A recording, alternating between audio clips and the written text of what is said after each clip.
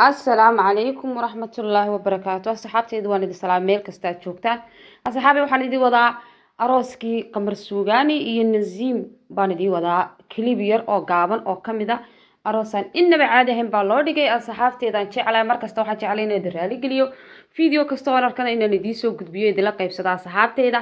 hadda waxaan yara daawan doonaa videogooda arooskoodii qarniga waa qamar suugaani iyo Naziim aynu wada daawano inaba caadi ma waad ka heli doontaan videoga aynu wada daawanaa.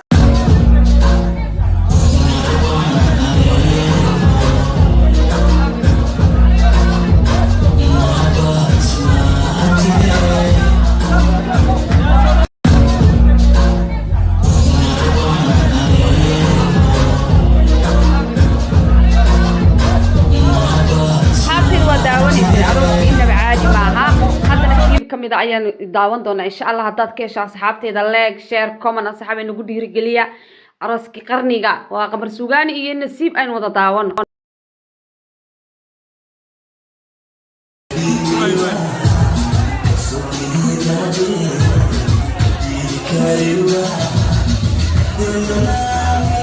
حتى نسأل الفيديو طبعا like comment share ميل كستا جوجتان السلام عليكم ورحمة الله وبركاته.